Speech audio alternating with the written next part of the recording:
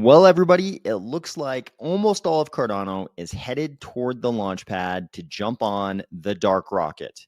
And while that sounds like a video that would get you in trouble with HR and probably your wife, it's actually just what Midnight did in the markets today.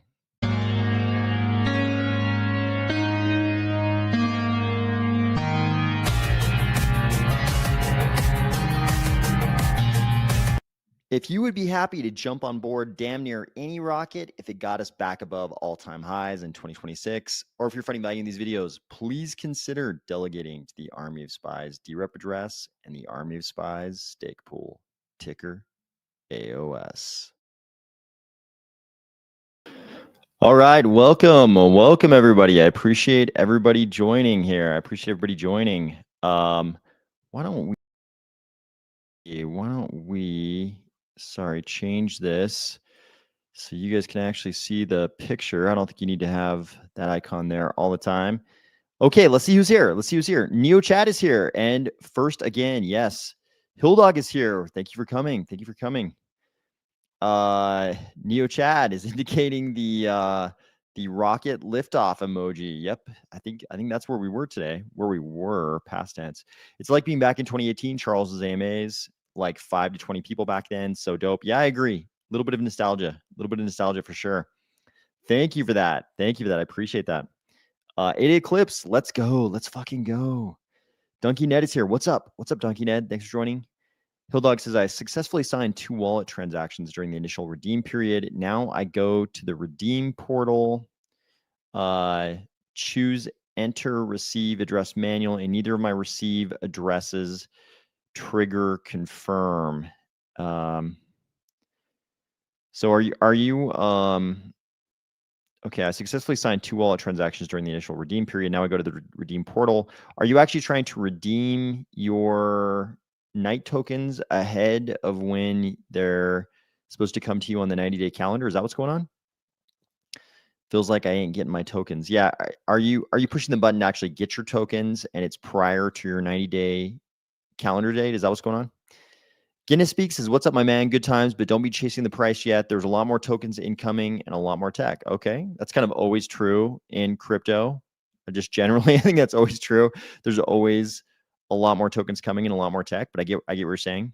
Hilldog was wondering who you're referring to.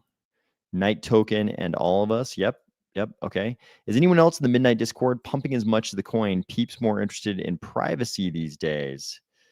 Yeah, the Midnight, I'm in the Midnight Discord. I haven't checked it today or yesterday. I think I've been so busy watching what was going on. I haven't actually been in there and seen what's going on, but that's probably a good idea for everybody interested in the Night Token and Midnight, probably even more so Midnight, the network, than the token and its activities, to check out the Discord, because Charles has already told us that's where all of the interesting stuff in Midnight is going to be going on. It seems like he's making a very committed effort to push all the activity over to the Midnight Discord as opposed to X. I think he thinks X is like the worst place to have a community congregate, and it seems like he's very determined to have all the conversation for Midnight happen in the Midnight Discord.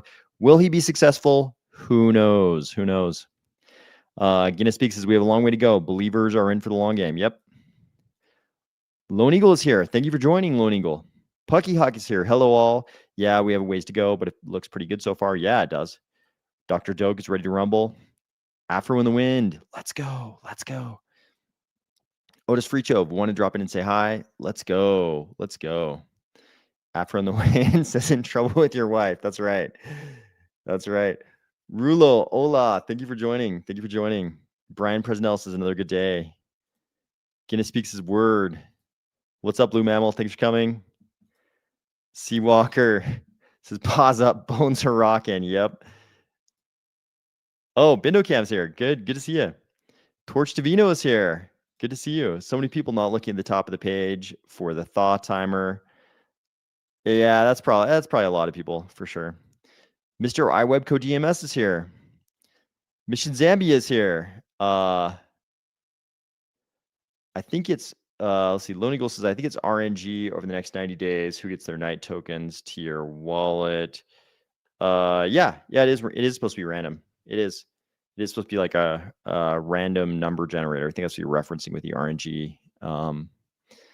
Yeah, it's supposed to be randomized. Afro in the Wind says, Hilldog, if you're using Yoroi, try deleting the extension, then add back the one wallet if you have multiple.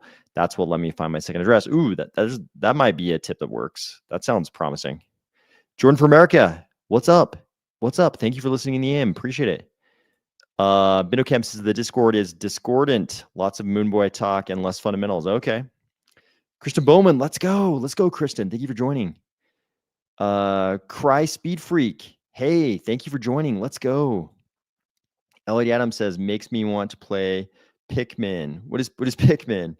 What is Pikmin? Tell me what Pikmin is. We're having our first Zambia Cardano Hub meeting at the University of Zambia on Saturday. We're fully booked for attendee spots, but we can make special allowances for any AOS family members. Message me. There you go. If you are in Zambia or going to be in Zambia this Saturday, there you go. A little Cardano meetup. That's great. Cardano Universe, where do you get your cover art? I make the cover art. I make it. I think I mentioned a couple days ago, I grab my easel and my oil paints and I go up into a high alpine meadow and then I just let my brain and the paintbrush take me where it will.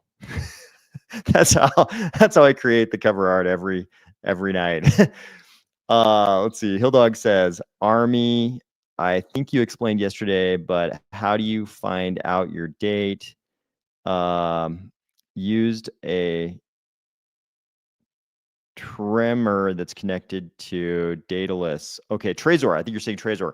So, okay, go to the Glacier Drop portal. Go to the Glacier Drop portal. I did this a couple times on the channel, but just go to the Glacier Drop portal. If you Google Midnight Network Glacier Drop, it'll be somewhere in your Google search returns. Go there. You'll find a redeem button. Push on that button. Eventually, it'll take you to a page where you can enter in manually the address that you have tokens coming to you at, or you can just connect your wallet and it'll tell you the date. That's the way to do it. So not sure about you guys, but wow, I was pumped seeing Night having so much trading volume, really excited and successful launch. Yeah, crazy. Yep. No, I got you, Trezor. Yeah, it was crazy. Binocam says we need a special hand sign or password for AOS. Yeah, we kind of do, don't we? We kind of do. High Alpine Meadow art is tight. I know. You guys didn't know I was such a good oil painter, did you? None of you knew. I loved the random number generator until I saw my number. Same. My number was I was even slightly worse than you. I got like an 82. That was a couple days before the actual thing. So I think it was probably more like a 79 or an 80 if you count from the first day. But I had a very bad number as well. Mr. iWeb CodeMS says, I have to say, I'm rather impressed with the volume of trading of Night despite so little has thawed. Yeah, definitely. It's been crazy. Kristen says, I redeemed some Night yesterday. I could have waited, but it was too cool to have such an early thaw. What day was your thaw? Did you, was your thaw day 1 or day 2? What day was your thaw, Kristen? That's amazing. J. Marie, thank you for joining.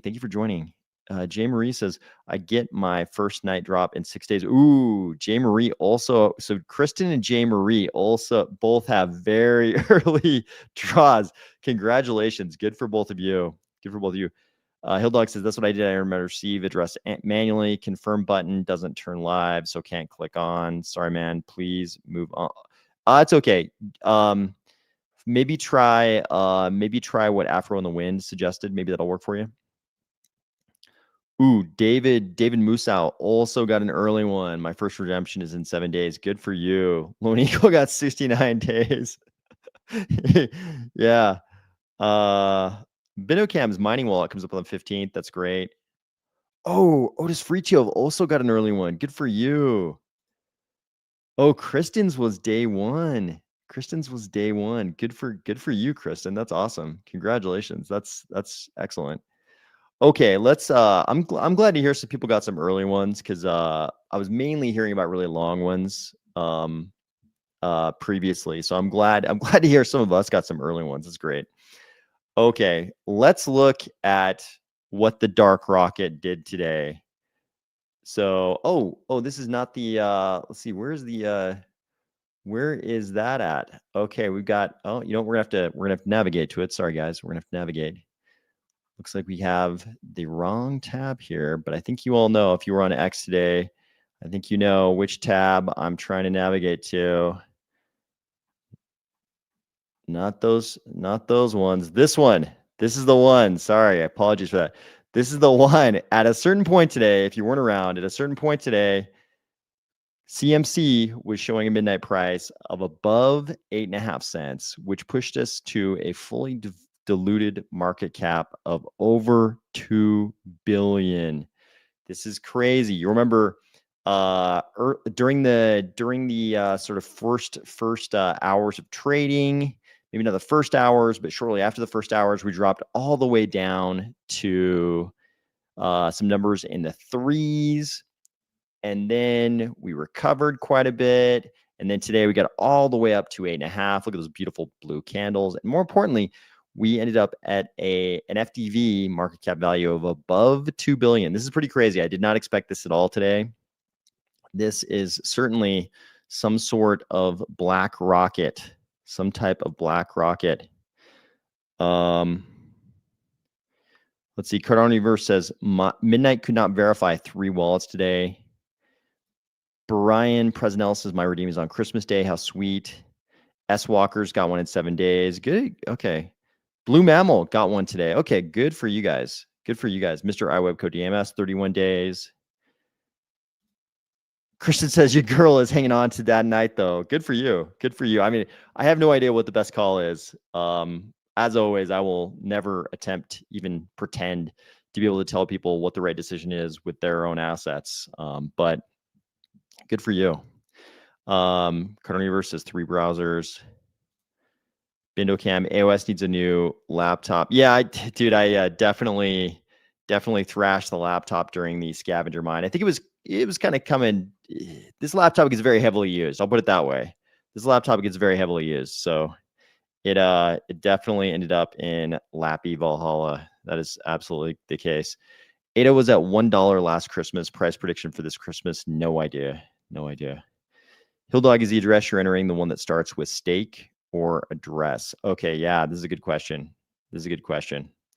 Okay, so anyways, this happened today. This is pretty phenomenal, right? I was happy, to be honest with you, yesterday, as we discussed, I was pretty happy when we weren't below a cent. I was afraid that macro conditions were so bad, we were going to end up like legit below a cent, and everybody was going to be super disappointed. I never imagined we'd turn around on like the second day and be above 8 cents, even if it was only for a little while. Just like seeing this spike, now we're clear back down. When I started, before I jumped on the stream, I think we were down in the 5s, whatever. Just hitting 8.5 today, fantastic. It feels like we really are on the dark rocket, fueled by everybody's expectations based on what's happened to Zcash. I think everybody in the space saw what was going on with Zcash. Zcash doing fantastically, the rest of the space suffering horrifically. And then all of a sudden, Midnight comes along and the word starts spreading. Hey, not only is this another privacy coin that people can get behind, but it's like a 4th gen cryptocurrency. It's focused on privacy, so it should be able to ride the same sentiment that is pushing Zcash so incredibly hard. And it's also 4th gen. So there's a really good narrative around Midnight.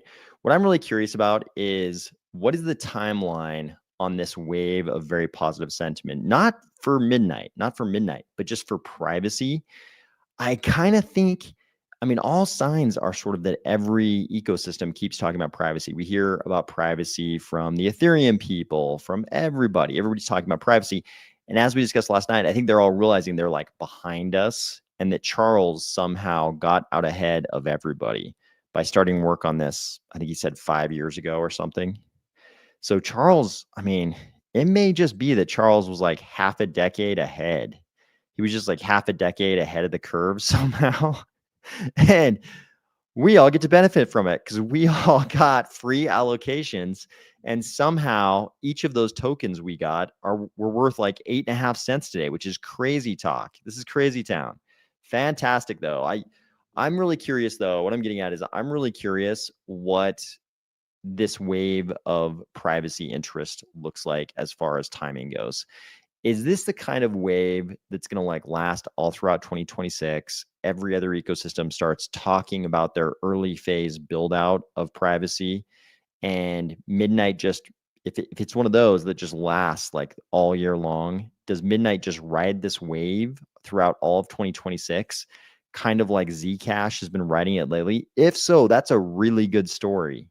If that's what happens, that's a really good story and a great narrative to be attached to, especially given the interoperability. It's like all the other ecosystems are half a decade behind, and they can leverage Midnight. Charles talks about this a lot. We've talked on this channel about the interoperability aspects of Midnight. But if every other ecosystem knows they're just sort of building to catch up to Midnight, and in the meantime, they can leverage Midnight for privacy, this is a fantastic narrative. I mean, if we have the kind of 2026, I think we're all hoping for, one where there's a lot of liquidity. We'll talk about that in just a second. You know why, if you know what happened today. If we have a lot of liquidity in 2026, and the big thing, the big hot topic in crypto is privacy, man, that is a great story for Midnight to tell all year long. We can tell that story every day, all year throughout 2026. Man, if we're at 8.5 cents today, what does that look like toward the end of 2026? If we have a good liquidity story to go along with it all year, what does this look like at the end of 2026? This is looking like a beautiful dark rocket, guys. Cardano Universe says, I have one wallet thawing in 13 days. Hilldog says, entering the receive address manually. Puppers said, you sell my night and I start shitting in the house. Okay, chill. Puppers is an aggressive dog. We've said it many times, but Puppers does not disappoint. This is a very aggressive puppy. Ayo, by Midnight, no idea. I never have any advice for anyone on what they should buy, sell, what plays they should make. I don't know. I don't think anybody really knows, but man, as far as the technology story goes, things are looking good for Midnight, in my opinion. Cardano Universe says, have 3 wallets that don't thaw for 365 days. You mean they don't fully thaw? Because you must be getting your first 25% tranche in the next 90 days, right? That must be the case. Let's see, buy night or wait. Nobody knows. 365 days. I mean, people were, selling all those people in Binance Alpha. So, they all sold like crazy yesterday, only to turn around and find that they could have sold at 8.5 cents. So, and people, there were obviously counterparties to all those trades that happened up above 8 cents, and those people all could have bought at 5 right now. So you never know. You never know. Exciting stuff. This is exciting stuff. I agree. Okay, Hilldog. So now I successfully got the confirm button when I entered my stake address, then message no night allocations found for this destination address. You're going to have to play around with that a little bit. I don't know what's going to happen there. Charles revealed a ton today. Japan. Yep, we'll talk about that. Night is cool, but I think this is so huge for our beloved ADA in ways we can't imagine. I agree with that. I agree with that. Brian says, totally agree. I was thinking that today, the last 2 years was the meme coin run. The next run is privacy coins, and we are positioned well. Yeah, I mean, it's like, obviously this is a recurring topic on this channel, but we've just been doing some nonsense. We've been doing some bullshit for the last couple of years. I think the rest of the world who, is, kind of tangentially paying attention to crypto was like, what happened to all the cool shit you guys were trying to do? You guys were trying to do all this cool shit, like reshaping the world economy and, creating new rails for economic activity. What happened to all that shit? Now you guys are selling us like, coins with camels on them. Like what the fuck's going on here?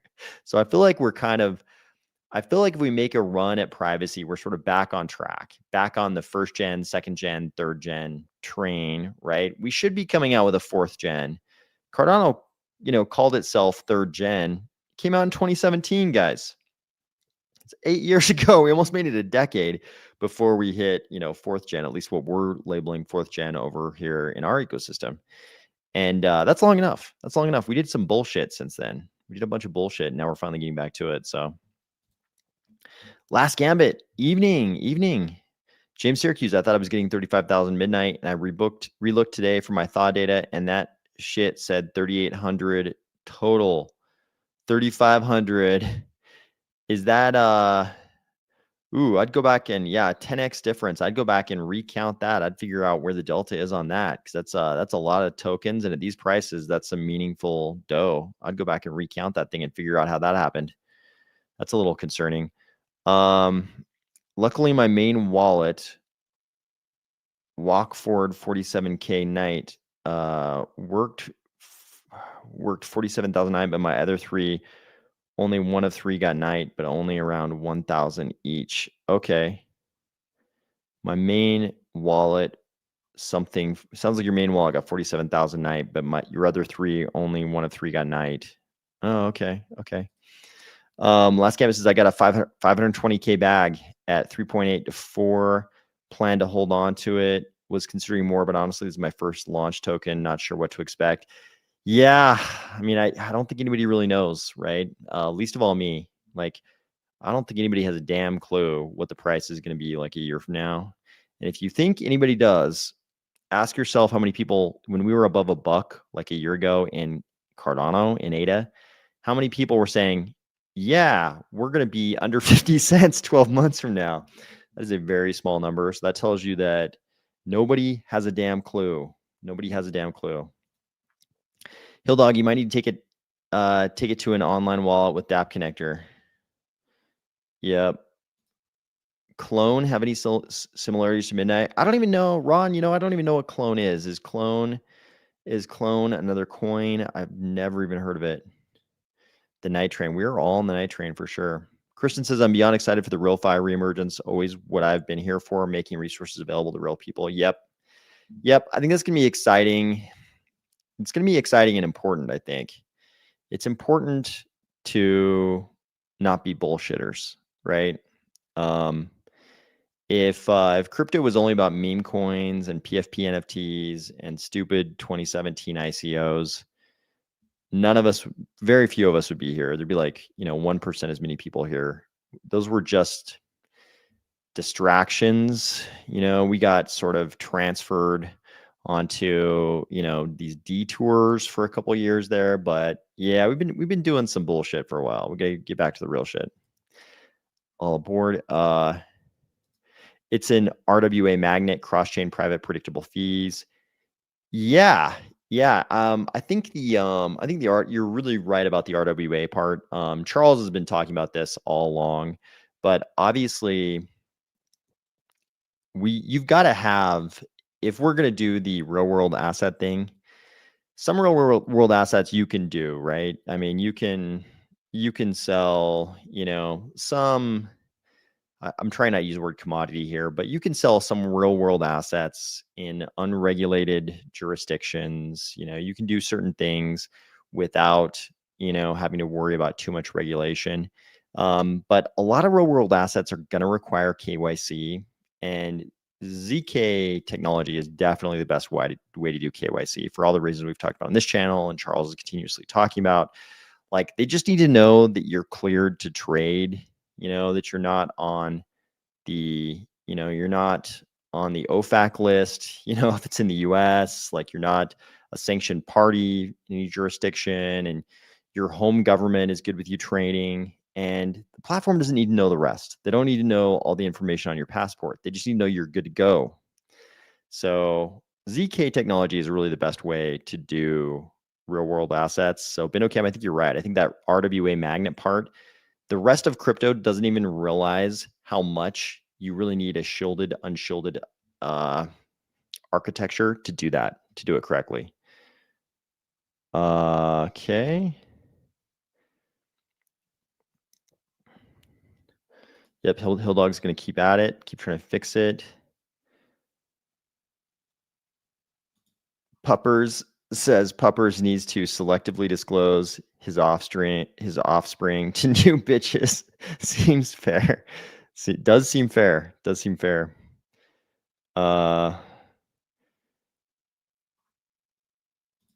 Okay. Oh, okay. Maybe it's a comma versus period problem. Lone Eagle points out something interesting. BTC will never be over $100 back in the day. I remember when Bitcoin was under 100. Not the first time it was under 100, but after it had that big in that first cycle when it went up to like 1297 or whatever. And by that I mean 1,297, not 12,000. But when it had that, after I had that first big spike, it went all the way back down. And I can't remember what the low was, but I remember watching it hit the lows. I was I can't remember what exchange I was watching on, but I was watching a chart, and I can't remember what low it went to, but it was something ridiculously low in the hundreds, maybe below 100. And at that time, people were saying it would never go back over 100. Even when it had been over 100, people were saying it would never go back over 100, or, maybe it was in between 100 and 500, and people were saying it would never go back over 500. But I'm pretty sure it was at least below 300. But I think when I saw it, it was under 100. Mission Zambius is one of the wallets mined with NuFi. Also showed about 10% of what I remember at mining on it. Okay. Good thing is I have a lot of walking around money, so I got a nice night bag. I'm bullish. Nice. Last Gambit says the entire space just blows right now when TA feels useless. You can peg a ton of bullish chart signs, then we get a rate cut, confirm QE, and still just fucking dump like this for no damn reason. Yeah, I'm afraid. TA is male astrology, my friend. I'm afraid it is male astrology. You cannot trust an astrologer. Can't trust those damn astrologers. I'm just glad I'm not a trader. Yeah, man. One thing I'm not afraid to say in crypto is don't be a trader. Don't be a trader in crypto. I've heard a lot of people in crypto talking about how much money they lost as a trader. Haven't heard that as often when people talk about, DCAing into projects and holding long term. You can DCA into the wrong project. You can definitely DCA into a project and it goes on to die. But if you DCA into, quality projects, or I should put it this way, the people who do DCA into quality projects, I hear them talking about losing all their money way less often. Bitcoin death counter is at 450. Yep, famously. We're going to talk about liquidity in just a second. We're going to talk about Fibonacci's. You cannot trust those nacho makers. You cannot trust those Fibonacci makers. Guinness speaks DCA for sure. Yeah, I don't mind saying what I've always done. Like I used to trade back in like 2013, probably through like 2015, 2016 period. And after that, man, I was so utterly convinced of the value of DCAing as opposed to trading, right? It's like, man, 100% for me. This is not advice for anybody else, but for me, it's 100% DCA, no trading. Fibonacci bros are annoying. Most of them agreed. All I could see watching Powell today was his beaver teeth on someone's ass. What a clown. Yeah. I like Powell. We're going to talk a lot about Powell in just a second. In fact, let's get to it. Let's get to it. Alberto Serrano Chavez says DCA is the way to go. If it hits 2 cents tonight, I'm going to have to start buying hard for a long-term hold. Charles did some midnight Fibonacci's last night. Yeah, I believe it. Okay, let's jump into the next topic. Sorry, got caught up in the comments quite a bit there. Okay, let's talk about, people asked about liquidity. People talked about Powell. Let's jump right into it. So if you didn't see this thread today, the FOMC statement came out as always. If you don't know, it comes out at 2 p.m. Eastern. Powell jumps on the mic at 2:30 p.m. Eastern. That's been the case for every end of an FOMC meeting for almost as long as I can remember. And immediately when this comes out, you can actually see what they're doing a half hour before Powell hits the mic. And you get this. It's a short little half pager and it tells you exactly what they're doing. In this case, you didn't even need it. We all were expecting a 25 basis points cut. We got that part. So here's where things get interesting. So we got a 25 basis point cut. Here's where things start to get interesting. There were 3 dissents, 3 people who did not vote for that 25 basis point cut. So 2 of them didn't want any cut.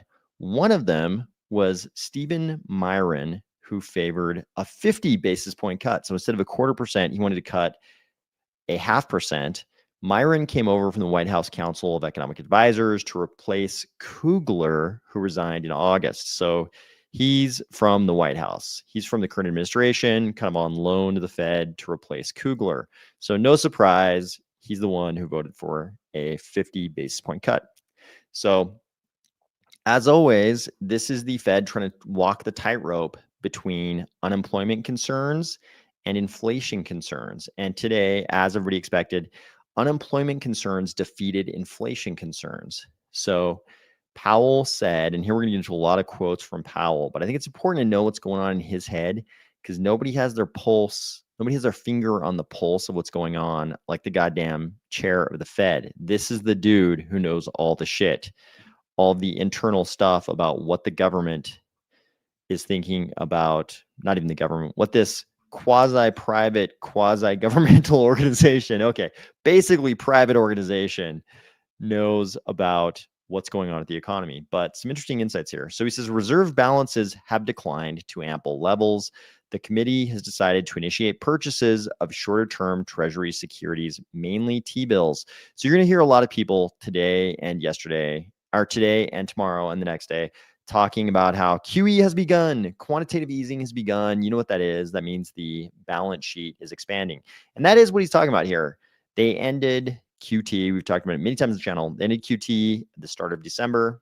And we kind of knew that the next foot that always falls after that is the beginning of quantitative expansion. So going clear back to, we've looked at the chart, but going clear back to like 2022, I think it was like Q1 2022, we've been in this phase where the balance sheet was shrinking, getting smaller, balance sheet shrinkage. That just barely ended in December. All of 2025, the balance sheet has been shrinking, right? This is the opposite of liquidity. They are pushing securities back out into the markets and sucking cash in, right? That is not liquidity. That's the opposite of liquidity. That's the reverse of liquidity. That ended start of December. Now they're talking about buying 40 billion of securities, shorter term Treasury securities, mainly T-bills, a month. And they're saying that that level may remain elevated for a few months. So this is a big improvement. We were at negative numbers for the last 3 years. Now we're going positive. Repo operations are a critical tool to ensure the Fed funds rate remains in its target range. Consistent with this view, the committee eliminated the aggregate limit on standing repo operations. So get that. He's saying the balance sheet is going to start expanding here now to the tune of 40 billion a month.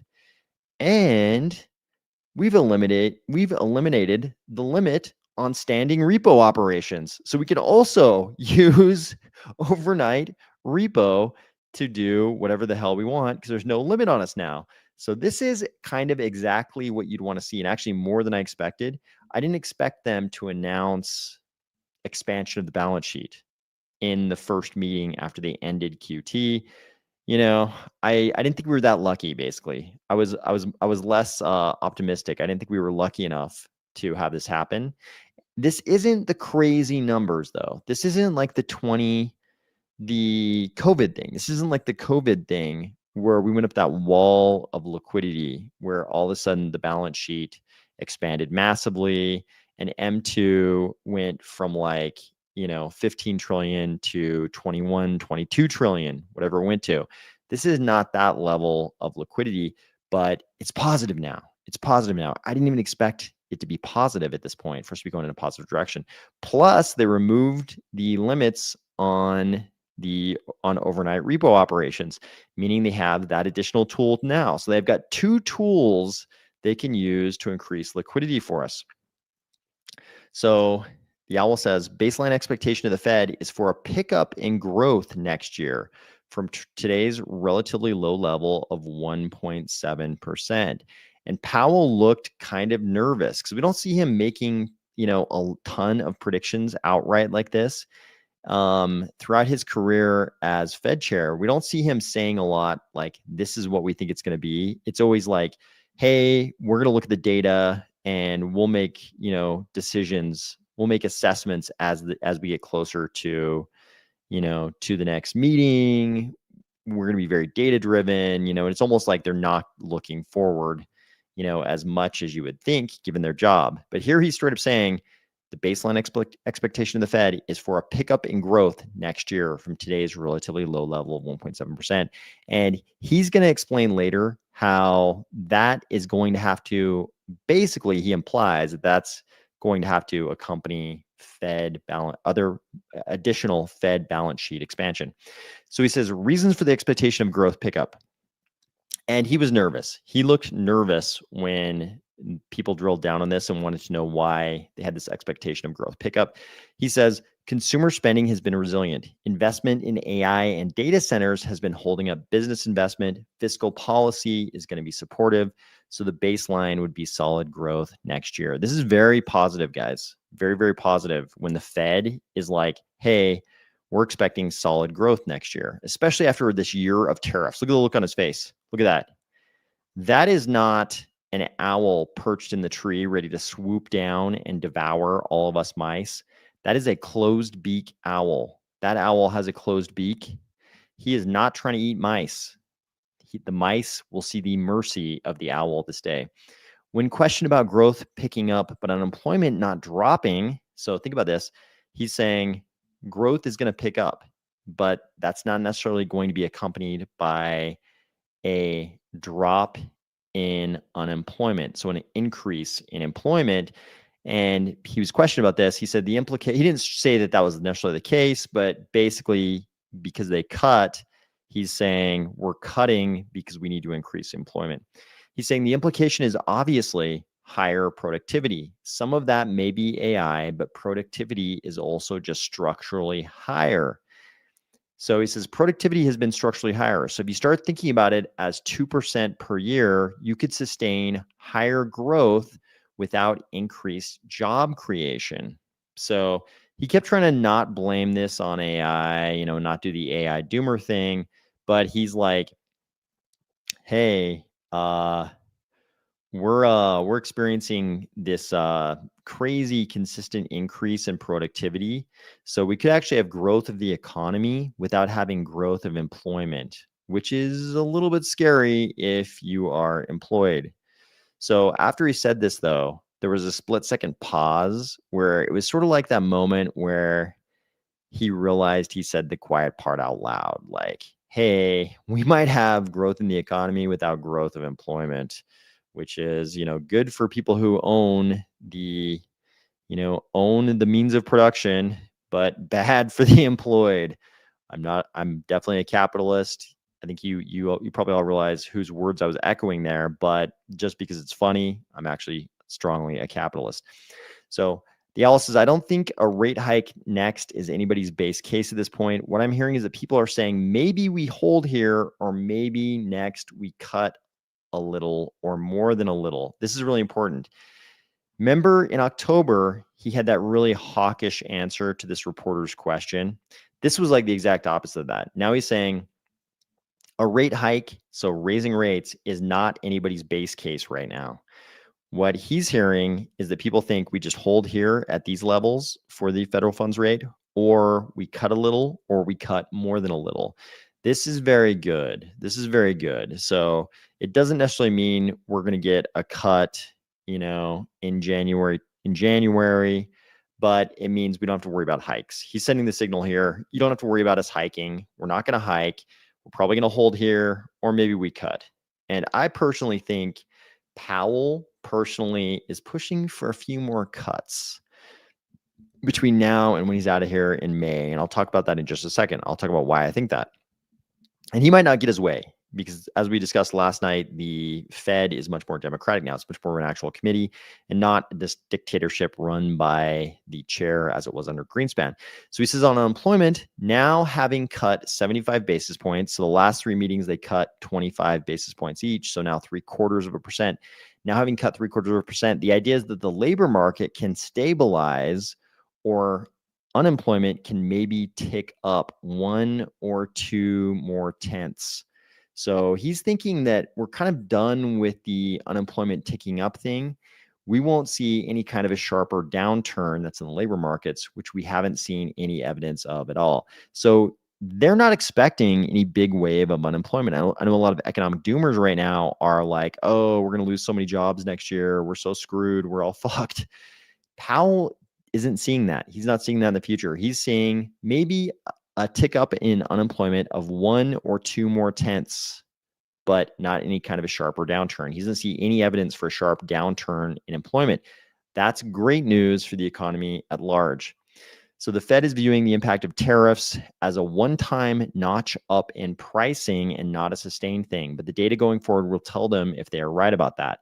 So he thinks that tariffs basically have pushed up prices, but it's a one-time push up and then it stops. He was asked why they moved rates today and not in January. He said a couple of things: gradual cooling in the labor market, unemployment now up 0.3 since June to September. We think payroll jobs are overstated since April, and it's actually negative 20K per month. So, and later on, he was kind of quizzed about this, and he said it's actually not controversial. Everybody pretty much agrees that payroll jobs were overcounted, they were overstated, and that since April, they've sort of been saying, you know, we have plus 40K jobs per month, but he thinks the overstatement was an overstatement of about 60,000. So they're actually negative 20K per month since April. So, and this is like, he also went into great detail talking about how we basically count, you know, sort of net jobs. So it's like he thinks demand for employment is down, but supply is also down because they only count people in that unemployed percentage if those people are seeking jobs.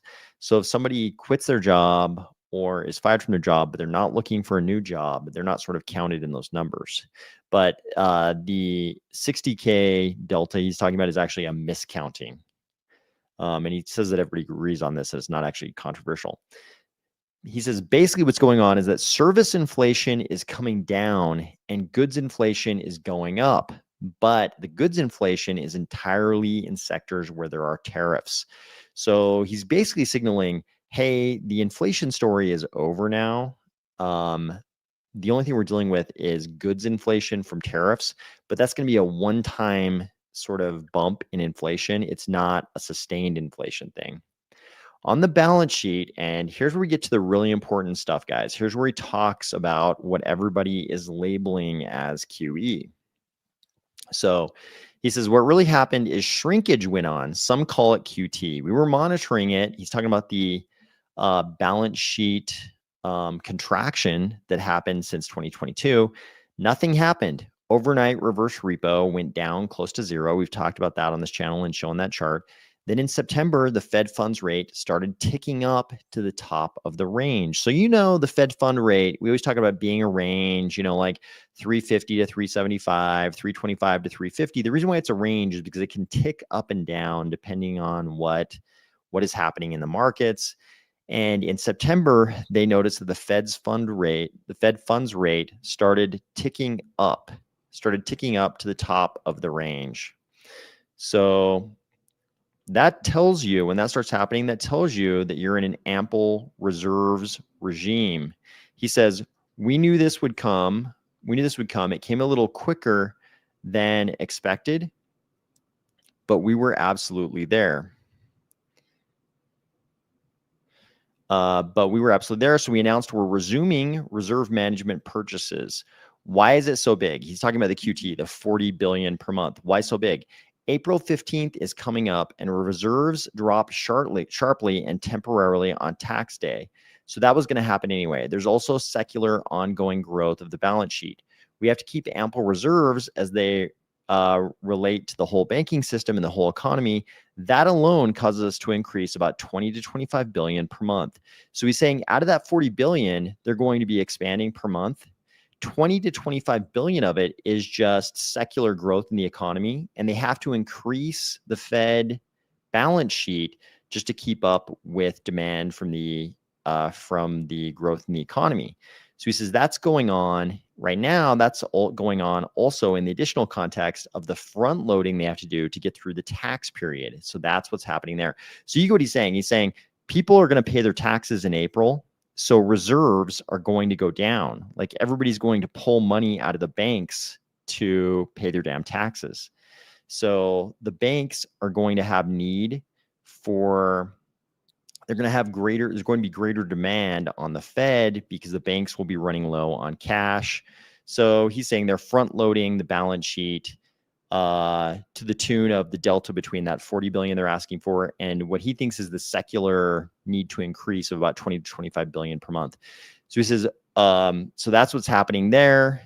So this is kind of interesting though. If you think about it, they just lifted the rule to allow unlimited aggregate repo operations. And now we're suddenly back to expanding the federal balance sheet. But what Powell wants you to hear is that it's just because of tax day and secular ongoing growth. When I look, this is what Powell looked like right after he said that. Right after he said that, this is the expression on his face. I think he's kind of one of these honest guys that has a hard time bullshitting people. So when I looked at this, what I thought was, does this not look like a man who's just done everything possible to avoid using the phrases quantitative easing or 2026 got to be liquidity year so that Scotty B can roll over all the debt? You can see how you could read this as it being just what he says, like, hey, you know, we have to expand by 20, 25 billion per month anyways, just secularly to keep up with, you know, the growth in the economy. And we're also front loading for, you know, tax day. Like, yeah, it's plausible. That's reasonable, you know, but you could also read this as they did not end QT until this month. There has not been liquidity in the system. What does the federal government, the real federal government, the Fed is basically just this private entity that's composed of the banks, and they have these interactions with the actual government, where like the president gets to nominate members to the Fed, but basically private organization. But they've got to set things up for the actual government, right?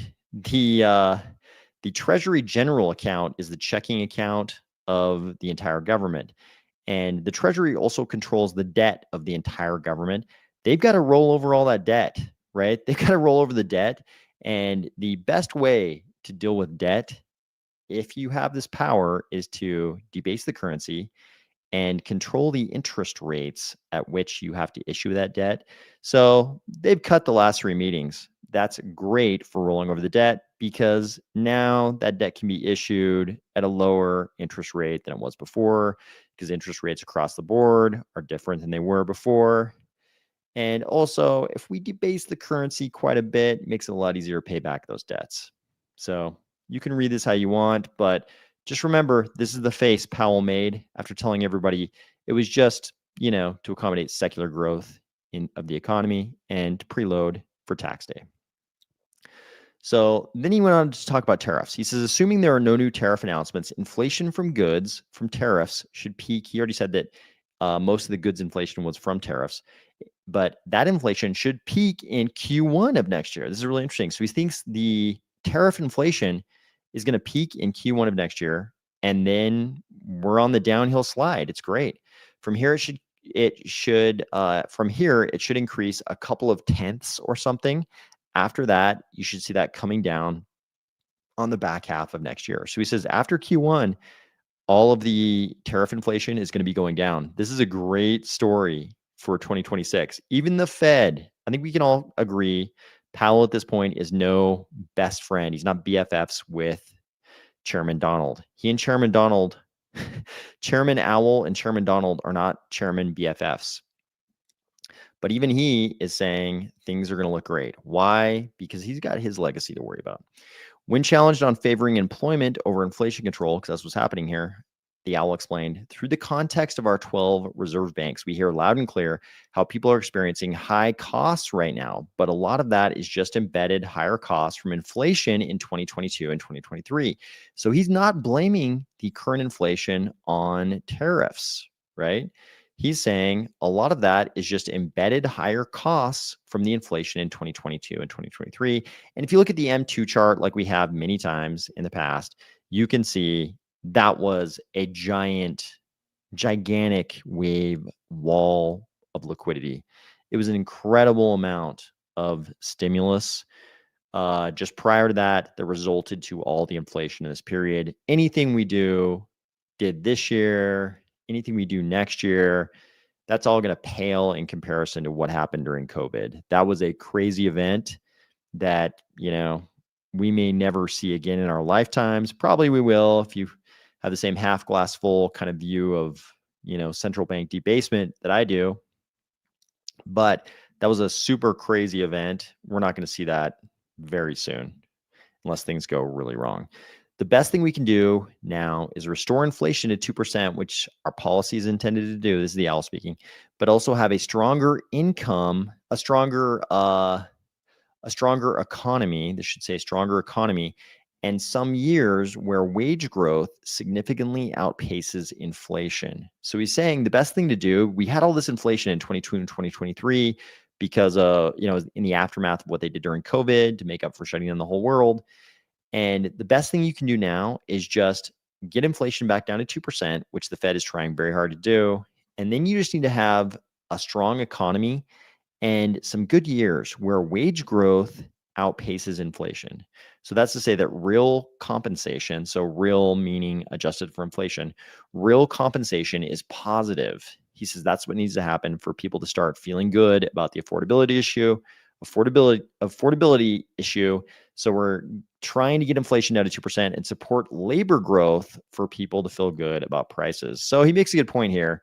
All you can do at this point, the damage is already done by all that inflation. All you can do at this point is try to keep inflation at 2% and make the economy strong so that wages grow faster than inflation.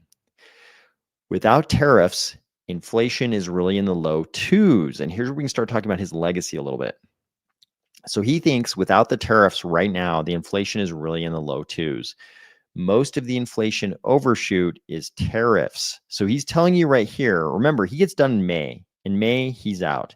So he's got to worry about how the history books are going to talk about him as chair. So he's telling you right now, he's done with inflation.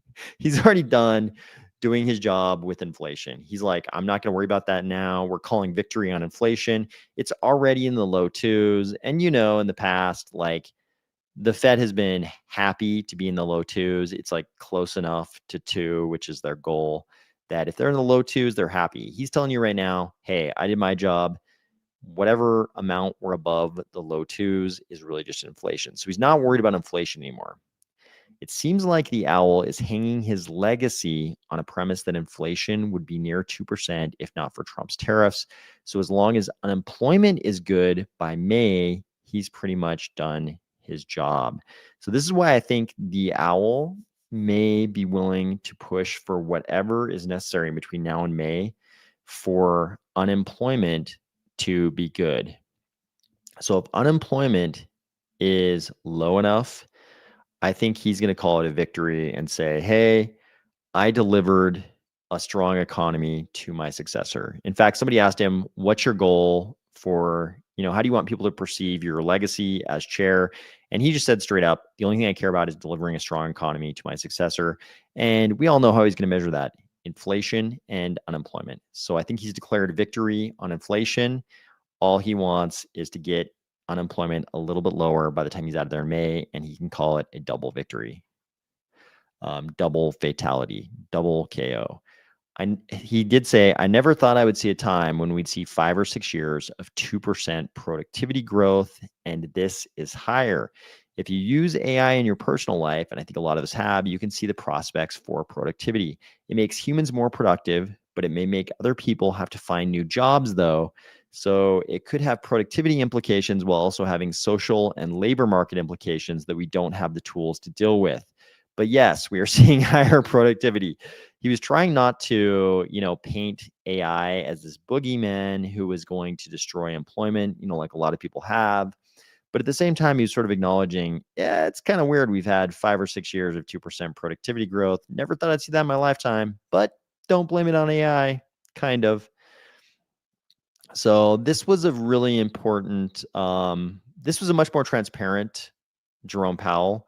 We don't normally see him as nervous as we saw him, I think, in parts of this speech.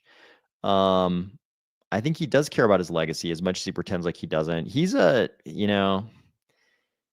is a consummate professional. He's one of the most sort of professional Fed chairs we've had, like one of the best communicators, I think. I think he's been pretty, whatever you think of his decisions, as far as like the way he's conducted himself, I think he's been a great Fed chair. I think he does care about his legacy. So I think he's really trying to deliver something that he can call 2% inflation and low unemployment by next May. Hopefully that works out well for all of us in crypto. So, okay. Let's see. Albert Serrano Chavez says DCA is the way to go. Okay, here we go. S. Walker says all Powell cares about is defying Trump, regardless of the data. Maybe. CNTs took a walloping. Yeah, I mean, Easeweeze makes a good point here. I obviously I don't track very many CNTs, definitely not the meme coins, but I saw maybe several people saying this today. No surprise. It's right. It's like, why would you hang on to your meme coins if you saw what Midnight was doing today? You know what I mean? I mean, I'm not, who knows what is the better, investment, over any given time period. But I would expect that a lot of people would be jumping from like meme coins to something like Midnight. If the promise of a meme coin is just, we have the coolest cartoon animal, I know some of them have other things going on, but it's pretty easy to see why somebody would jump to a 4th gen cryptocurrency when their choices are a cartoon animal or 4th gen cryptocurrency, and the latest trend is privacy, and that 4th gen cryptocurrency is focused on privacy. It's like pretty easy to see why they would jump, I think. Or it could be this. Everyone wanted the shiny new thing. Could be that too. Who knows? Fed chair knows his days are limited and he will be part of the unemployment. Yeah, I mean, Powell started out as an attorney. He's not an economist. He started out as an attorney, and then he kind of transitioned over to, Wall Street proper. I think he's made plenty of money in his lifetime. And certainly if he leaves the Fed, there's a question mark whether he totally leaves the Fed. We've addressed it on this channel. Whether he totally leaves the Fed or if he stays in his non-chair seat on the Federal Reserve Board after. It's very rare for a Fed chair to stay on after. So if he leaves in May fully, he would be able to get a job. Very, very, very lucrative. He could do very, very lucrative things in a lot of different places. So he will have plenty of money. Powell will have plenty of dough. Powell's going to lose his job. Yeah, that's for sure. What's considered a night well? 500K? I don't know. What we consider a night well. It's a good question. I'm going to have to start getting here on time. Omar, thank you for joining. Feel free to join whenever you like. Powell was a little cautious when asked about the next cut coming in January, as the Fed has missing data from October and November. I think he wants more data before he cuts more, which I think is why. That's what he always says too. I mean, he always says they don't make the decision until the next FOMC meeting, and it's very data driven. That's definitely the perception he wants to craft in the public. So, we'll see. We'll see how things are looking in January. Dolph B. Wolf, good morning. Thank you for joining from Belgium. Appreciate you being here. Guinness Speak says, dang, you put a lot into that Twitter shit. Thank you. My pleasure. It's important. It's important for all of us. I think what it's like the biggest thing that happens in macro, every month, every couple of months. So I think it's worth understanding what the Fed is thinking. So that's why I put so much effort into it. I'm gearing up for the really wrong scenario. I hope since they're being optimistic, I hope the Fed is really right. But you never know. I mean, the Fed famously has been very wrong on many, many occasions historically. So they could be really wrong. It's very possible. Streetwise says, how does one become a night owl? How does one become a night owl?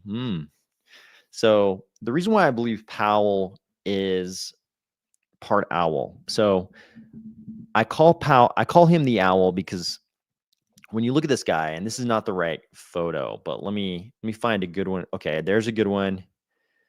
There's a good one, and there's a good one. If you look at this, you can't look at this dude's eyebrows, the slight opening right here, all of it, just the whole appearance, the gray hair.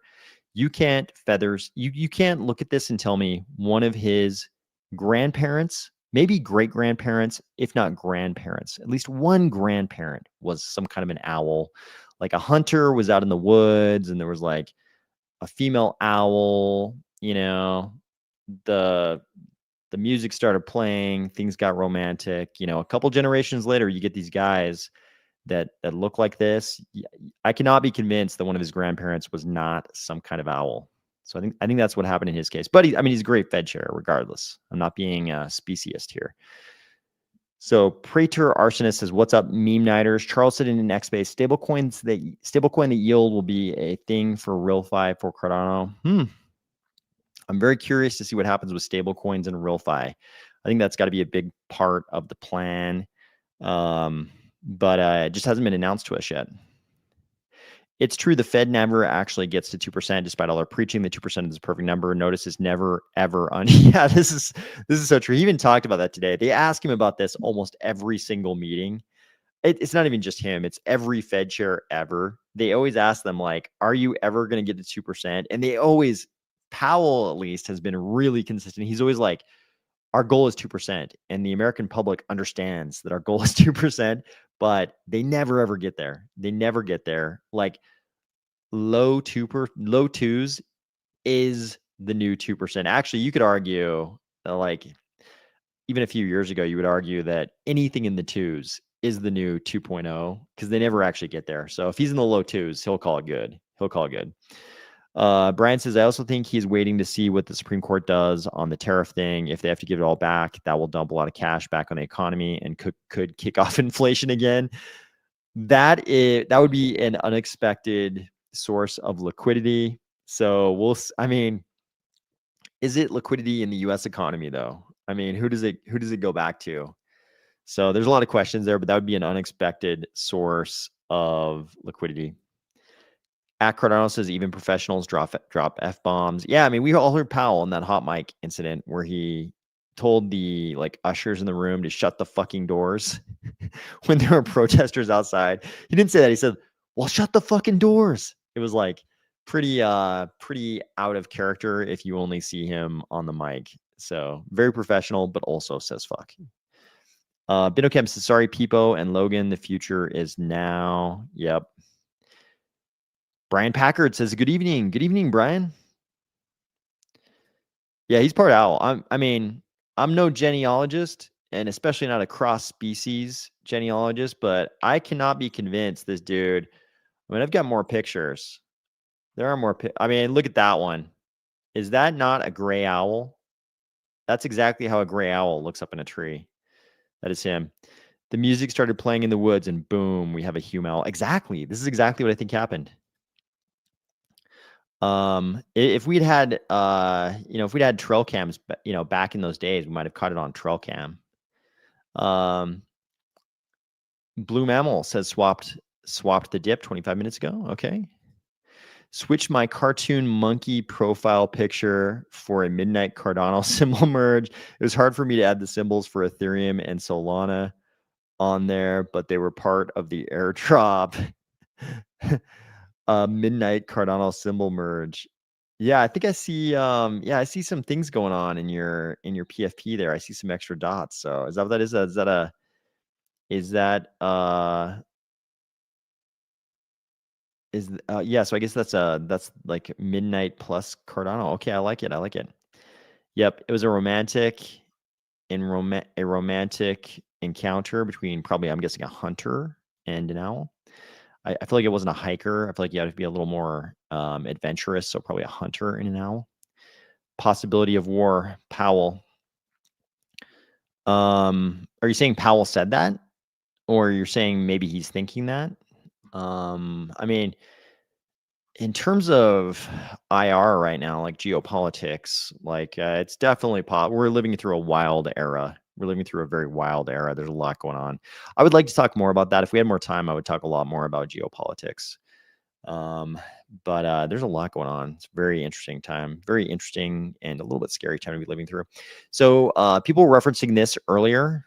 Charles made this post. Japan is the birthplace of the third generation of cryptocurrencies and is also the country the Bitcoin creator named himself after. I mean, he didn't really name himself after the country, but he gave himself a name that is of the country. There is no place more fitting than here in Japan to herald the dawn of the fourth generation. In the coming January, I will be greatly honored. Oh, so this is a translation from the Japanese. That's why the grammar is so choppy. So the sentence structure is so choppy. In the coming January, I am greatly honored to be able to traverse the Japanese archipelago from north in Hokkaido to south in Okinawa, together with the Midnight Foundation and Shielded, to introduce Midnight to everyone. When I first read that paragraph, I thought he was talking about like walking from Hokkaido to like, Okinawa, and I guess taking boats in between. And then I realized that would take way too long, and I was kind of relieved that that's not what's happening. But I like that he's doing this journey from north to south. That's very cool. Along the journey, we plan to hold hackathons in various locations and liven up the tour with our ambassadors. The schedule and venues will be announced soon. Stay tuned. Very cool. Very cool. I'm glad he's not just flying into Tokyo and doing the, look, I'm in Japan. I attended a get together. Now I'm gone thing. It's cool that he's like, doing this sustained thing. Okay. Let's see. Streetwise says, remember? Oh, okay. We got some, sorry guys. We got some freezing. We got some, okay, there we go. We're back. Remember Archimedes from the old school Sword in the Stone movie. Archimedes was I didn't remember his name, but I remember there was an owl in that movie. So this was a cartoon. This was like the sort of the Arthurian tale, right? And there was a cartoon owl. Was his name Archimedes? I remember the owl. I can't remember his name, but so that is going on. Here's something else.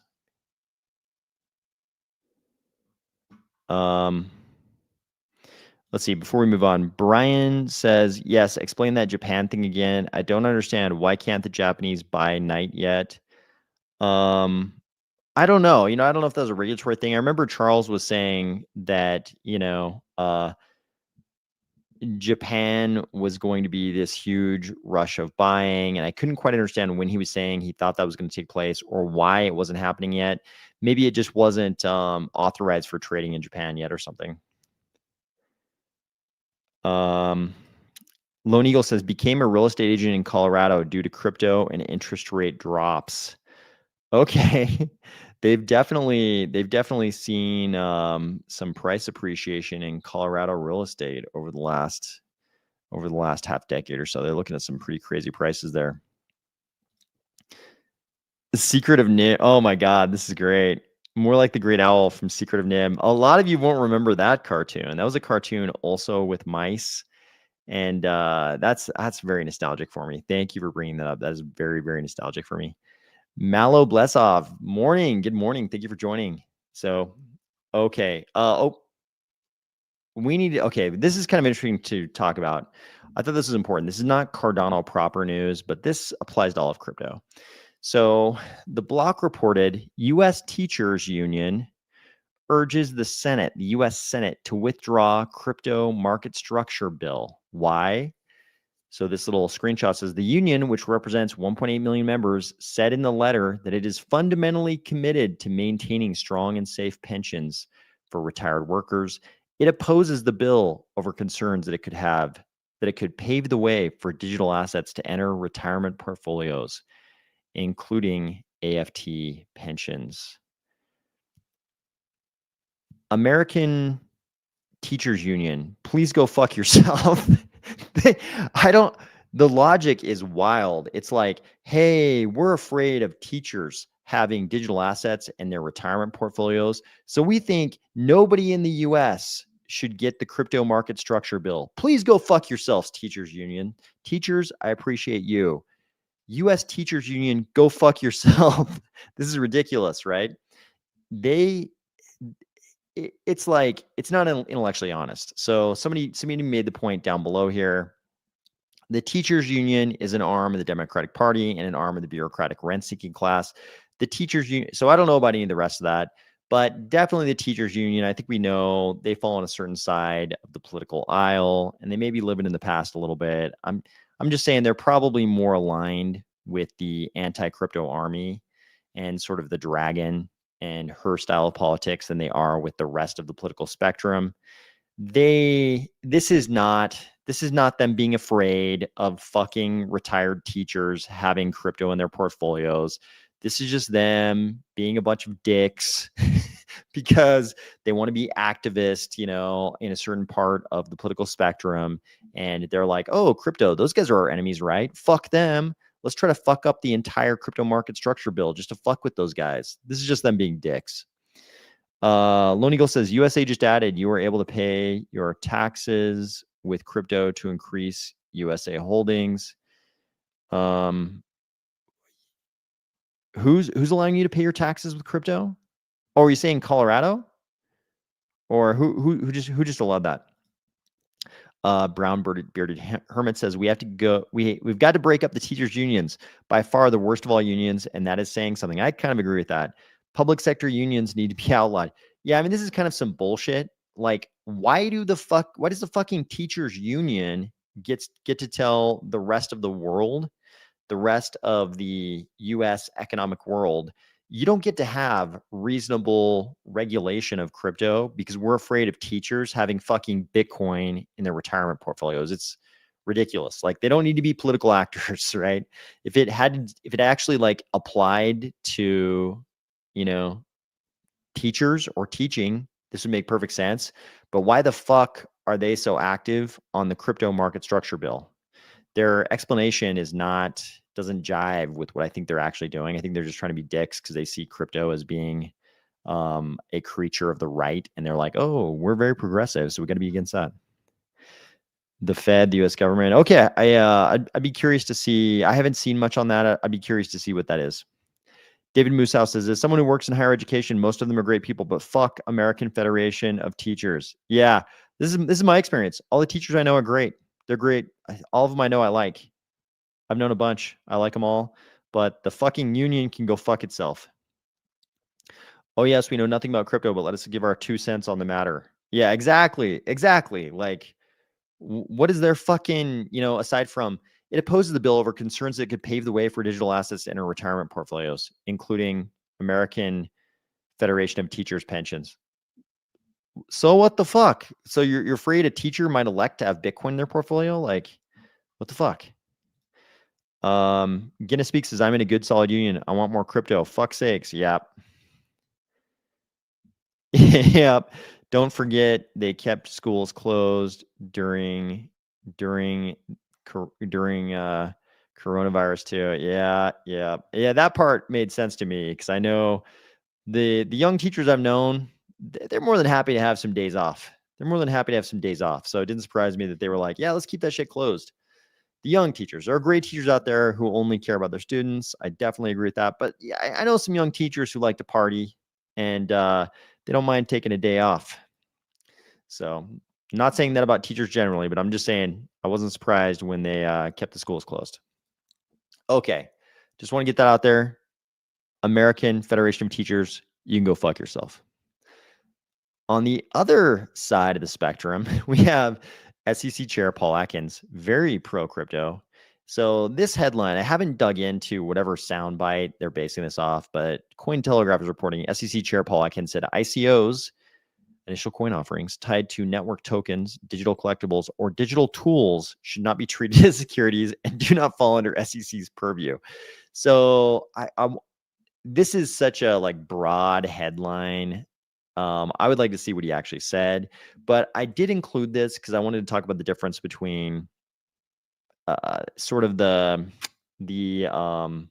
precedential power of comments from the head of an executive agency like the SEC versus like law, right? Like it's great we see this. Like this is what you want to see out of the head of the SEC, but it's like what the SEC gets to decide. They get to, promulgate regulations, right? We have legislation, which are law. We have laws, and then we have regulations. So the SEC kind of gets to promulgate regulations. The Congress has afforded them that power. Sort of like Congress knows they can't pass enough laws to address every single corner case.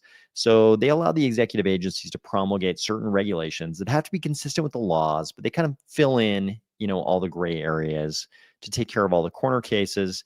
And he's saying, hey, according to this headline, right? And I kind of doubt his language was like exactly this broad, but the headline would lead us to believe he was saying, if it's a network token, whatever the fuck that is, right? I like it because it's broad. Like we like it, but our detractors would say, what the fuck is that? Tell me about a token that's not linked to a network. Digital collectibles, we kind of know what those are. Those are like NFTs, or digital tools. So if you have, what's a digital tool? Is that like every DeFi platform? Is it every platform of any type that has any utility to it? So if it's like any token linked to a network, any NFT, or any token linked to a digital tool, it's not going to be a security. That's like very, very broad. Would the market structure bill end up being this broad? No. If it was not this broad, could the SEC chair, promulgate regulations that are broader than the law? No, he couldn't really do that. So while these headlines always look great, it's not really what things are going to boil down to. It's like you want the SEC to be saying this stuff. Can he override the contours of the actual law? No, because they just get to promulgate regulations. Okay. Who are they to limit someone's freedom to decide their own retirement portfolio? My point exactly. I sometimes have to, look at retirement portfolio issues for like relatives, members of my family who are in their retirement years. And some of the limitations on what they're allowed to invest in just seem un-American. it doesn't quite seem that like in an advanced economy you should be so limited. I think some of the limitations make sense. It's like if you want to keep unsophisticated investors out of penny stocks, like sure, that makes sense. I've seen there's a lot of abuse in penny stocks, right? Some of that stuff makes sense, but the fact they can't invest in Bitcoin, or they couldn't until very recently, ridiculous. If the political situation gets violent, we are going to need liquidity for sure. Do you mean violent on a domestic scale or on an international scale? Hopefully we do not see domestic political violence at any greater scale than we already have. Will the US and the Western powers be involved in more wars? Surely. We're pretty damn close to one in Venezuela already. Maybe that SEC post was more or less them saying the CFTC can have this one, dropping the mic. Yeah, so that's always it's sort of like the big show is securities, and then they don't really care who picks it up after that. But you're right, the CFTC is going to be like happy to gobble up whatever jurisdiction they can and call things a commodity, but it's like in this case, are they even going to want to call some of these things commodities like NFTs? Like, I don't think they want to get into the NFT art business, right? So, but you make a good point. You've also got to think about the CFTC, but the commodities world is great. It's great for issuers compared to the securities world, largely. Crypto should not be a right or left thing. Agreed. It shouldn't be. And I think it was beginning to be politicized. People are blaming a lot of it on the Trump coin and the Melania coin. I think even before that, like Basically, it was the dragon. The dragon got to a point, maybe I shouldn't say all, but many of the domestic policy people in the last administration's White House. And so she just appointed all of her flunkies, and they fucking hated crypto. They fucking hated us. And that's what turned it into a right or left thing. It was more like we were just hated by that kind of that part of the progressive wing of the left. We were hated so badly by them, and the right was just like, I think the right and the rest of the left didn't really look at it as a political issue at all, as a right or left thing, but it became one because a certain senator started talking about having a fucking, fucking anti-crypto army. That's how it became one. So I thought this was interesting. So we got a report from the Office of the Comptroller of the Currency. Paul Graywall, who is General Counsel, CLO. They like to be called CLOs now. Paul Graywall, CLO at Coinbase, says today's USOCC report, U.S. Office of the Comptroller of Currency, confirmed that 9 of the largest banks restricted banking access to companies in crypto, amongst others. They arbitrarily deemed unfit for their services. So this is Operation Choke Point 2.0. This is the OCC confirming Operation Choke Point 2.0 went on. It wasn't just our imagination. Okay, what else have we got going on here? Okay, this is kind of interesting. I think I've mentioned, I don't have anything to do with this project. I don't have anything at all to do with this project, right? But I wanted to mention some of the things they're posting about. So this is apparently an AMM DEX that's coming to Cardano, and they're posting things like this. Them copy pasta a system made for EVM on Cardano and call it a DEX. Us 2 years of development to leverage Cardano's revolutionary extended unspent transaction output model. We call it the first real Cardano DEX. So this is really important. I've complained for a long time that I don't think AMM DEXs, the way we execute on them, we're just kind of copying the standard in the industry, which is meant for account balance systems. So I think that's important. What's really interesting about this, though, I think one of the important parts about this is that they're talking about getting rid of batchers. So if you don't know what's going on, I think most of you probably know what goes on in Cardano AMM DEXs. We have these batchers, right? It's like there's this, we like to talk a lot about decentralization in Cardano, but as soon as AMM DEXs started launching on Cardano, all of a sudden we had to have batchers. This is a point of centralization, and it's an offline, it's things happening offline, right? It's not all online like you think. And this kind of opens us up in some weird ways. It opens us up to some reordering of transactions in many cases. I've had people talk to me. I've had batchers actually send me messages telling me about how that was possible in the early days. I'm sure, the current DEXs have done things since then to try to mitigate some of these things. But I actually had batchers themselves send me messages telling me about how transactions could be reordered. And you know what that means? When transactions can be reordered, you can execute on minor extractable value. Now we call it maximal extractable value euphemistically, but it's basically the ability to execute on sandwich attacks. We've talked about in this channel. I won't go into it right now, but this would be a pretty big improvement. If we could have DEXs without batchers in Cardano, pretty big deal, I think. So who is Gravity? So Gravity apparently is Harmonic Labs. We know these guys. We know Harmonic Labs. So they've been around Cardano for a long time. Michael from Harmonic says, now that Cardano is Seifu, I can go back to my scheduled rantings. This was back in November. I've been talking a lot about batchers, decentralization, trust, and permission, or lack of them, but I've also been quietly building to fix it for the past 2 years, building Gravity. He says, Cardano needs DeFi that is designed for its architecture, one that takes advantage of its quirks rather than trying to avoid them. Most of what we call DeFi on Cardano is basically people trying to squeeze Ethereum ideas into a system that works completely differently. Mixing what I learned while developing Pebble Laying about 4 years ago and Gerolamo, a TypeScript implementation of the Cardano node, evolved into exploring design patterns others hadn't touched. I wanted to see what Cardano could do when you actually build with it.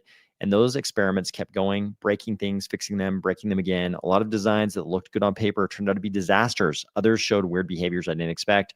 Early this year, all the pieces started to come together and Gravity Cardano was born. And some of you already picked up Gravity will not use batchers, but that's not the only innovation. So yeah, we built it. And this is the first time I'm sharing even a hint of what's coming. So this is really interesting. I have no idea if this will be like a great DEX, a terrible DEX, if it'll have problems, if there's some fatal flaw. I have no idea. I don't know what Gravity DEX is going to be like, but I love that we're in this ecosystem where people notice things like this, like, hey, this batcher thing isn't quite optimal. This isn't quite what I think we all wanted. Why don't I spend several years trying to build out a different experimental model and see if it works? This is great. This is one of the great things about Cardano. We're not so big and gigantic that everybody just says, oh, the Uniswap model, that's the way to go because all we care about is money. Instead, people are off building things on their own, trying to think outside the box, do innovative things. I think that's one of the beautiful things about the Cardano ecosystem. Okay. Let's see. Lone Eagle says, I have been talking to my financial inverter. They cannot invest into crypto yet. Oh, your financial advisor? Financial inverter is kind of funny. I'm going to start referring to people who lose money for other people as financial inverters.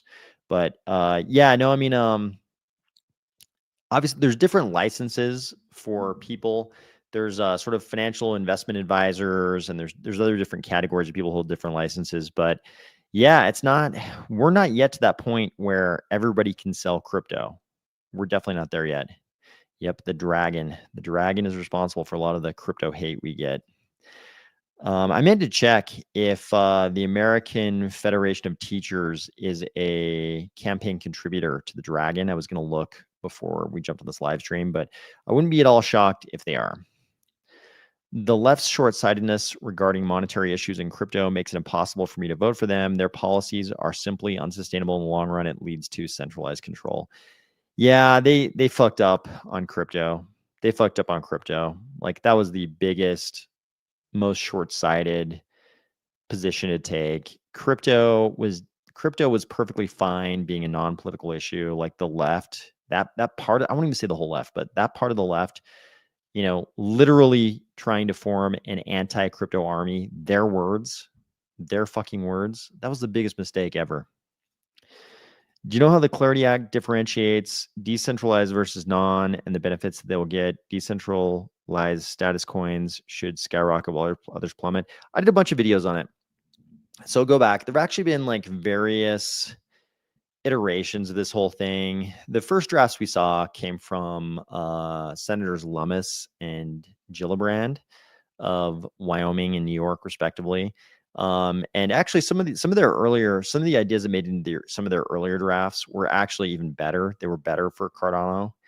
But the latest draft of the Clarity Act, the one that actually got passed by the House, it had a lot of the same themes. It wasn't quite as good. I actually liked Lummis and Gillibrand's earlier drafts a little bit better, but it still had a lot of the good stuff. I mean, basically, like you can launch a coin, and then you have a certain time period during which to become decentralized. They're kind of assuming when you launch a coin, you might not be able to pull off a glacier drop type thing like Charles and those guys just did, where you're instantly decentralized. They sort of give you this like period of time to become decentralized. And during that time, if you don't become, at the end of that period, if you don't become decentralized, then you're subject to all of this ongoing SEC disclosure regime. So you get out of that those SEC disclosure requirements, and you're basically not a security. if you can become decentralized in the correct period of time. So it's not even like, it's pretty generous, actually. You don't even have to be decentralized right off the bat. You just have to be like, you have to be working towards becoming decentralized if you don't want to be subject to full SEC disclosure requirements, which is pretty nice. Yeah, I mean, okay, so this is important for people to understand. Okay, Brian asks, but isn't a Hydra head a type of off-chain batching protocol? As long as the batch sizes are kept small and timely, I'm not sure I understand the issue. Okay, so yeah, Cardano can be a layer verse, and on those layers, you can make arbitrary compromises between originally decentralization, scaling, and security, and now those three plus security. So what a Hydra head is us making a compromise where we say, okay, we don't need this one to be as decentralized. We just need it to run really fast. Because maybe we're just going to have on, this layer, this Hydra head layer, maybe, a few people just want to make a lot of transactions back and forth. And the participants in the Hydra head trust I'll say the users of the Hydra head trust the people running the Hydra head to commit, the final state of those transactions to the base layer. That's perfectly fine. So what goes on with batchers in dexes, right, is you also have batching of transactions. But if you use that dex, you just sort of have to trust. You just sort of have to trust the batchers, right? It's not ideal because the vast majority, 99% of people using those dexes have no idea who the batchers even are, right? They don't know if they should be trusting them or not. They're just trusting the protocol.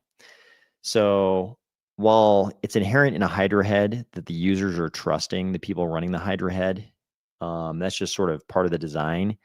Dexes don't, what Gravity is saying here is that dexes don't have to be that way. They don't have to have batchers. So far they have had to be trusted, but what Gravity's saying is they're bringing a new innovation, and maybe you don't have to trust batchers, right? It's sort of like the difference between telling somebody don't be evil versus creating a system where they can't be evil. It's one thing if you trust, whoever's running the Hydra head, but it's even cooler if you don't have to trust anybody. So I think that's the main thing. And the reason why the bad thing, so if you trust a malicious batcher and there's no mitigating mechanism, they can reorder transactions and fuck you with sandwich attacks. So that's what you gotta look out for. So, and I'm not saying that, our current, I'm talking about the state of things when the AMMs first launched on Cardano. I haven't tried to keep up with the environment for batchers and whether or not the various different dexes have put into place certain mechanisms to try to mitigate some of that danger from like a malicious batcher. But that's the way it was when they launched. There you go. Guinness Speaks. I have one on the left. I loved crypto. There are many people on the left who love crypto, which is why it's so tragic that the dragon decided to. I mean, she fucking put up tweets that look like billboards that said, had her face. Literally, I posted them. I reposted them at the time. You can go back and find them in my timeline. She literally posted these things that look like billboards that said, I am forming an anti-crypto army. Join me. It's like completely unnecessary. That was so unnecessary. So it's tragic because there are a ton of people on the left who love crypto. Night looks really good in the lace wallet. Get home safely, everyone. Yep, absolutely. I transferred some ADA. So Crazy Speed Freak. I think I was pronouncing that as Cry Speed Freak, but it's Crazy Speed Freak. Apologies. Says I transferred some ADA from Coinbase at the beginning of the stream. Still pending. They state our systems may briefly lose connection with the network. This can cause transactions to be delayed. Hopefully that's a good thing. Hopefully that means that the volume of ADA transfers from Coinbase are really high. Maybe that's just like transaction volume. They're not used to so much volume on ADA. Hopefully that's what's going on. Okay, Crazy Speed Freak says, so glad I've been switching to Kraken. Okay. Yes, I suck at spelling, but I might be a little drunk this time of night typing. Fair enough. Hey, you can be drunk on this channel in the comments anytime you want. Full permission. Liberals and conservatives are both obtuse to pragmatic reality when they put on their politics. Very true. Very true, Omar. Both sides, both sides, both sides lose track of reality. I think that's very true. Obviously in Cardano, one of the great things about Cardano is we've got people of all types from both sides of the political spectrum, and it doesn't really matter because the agenda here is just pushing crypto forward and pushing Cardano forward. So the great thing is we can all kind of get together on those topics, and it doesn't matter if you're on the right or the left. We're all just trying to push crypto forward. So BindoCam says, reminded me I got some in the fridge. So luckily, I think we've covered all of the news from today. That was a great Fed meeting. Obviously, a great day in the markets for midnight, unexpectedly so. That was a much better Fed meeting than I expected, a much more transparent. I mean, Jerome Powell is a pretty transparent Fed chair, but kind of an especially candid version of Powell. I think he's coming to the end of his tenure. Kind of a very candid Powell, trying to set up, the last few months to sort of secure his legacy as a good Fed chair. And then a fantastic day in the markets for midnight, us hitting 8.5 cents. Crazy. When I woke up this morning, did I expect that shit? Not at all. Fantastic news. So hopefully that's just an omen of good things to come. Hopefully throughout the rest of December and then hopefully throughout 2026. I hope we just ride that sort of Zcash privacy trend wave all the way through 2026. And we're looking at crazy numbers by this time next year when all of us have at least 75%. I think all of us will have had three 25% tranches of our allocations by then. So hopefully we're all looking at these crazy midnight prices by then. Hopefully Cardano is also doing well by the end of next year, but we're all going to find out together. So I hope everybody is having a great week, and I'll talk to you soon.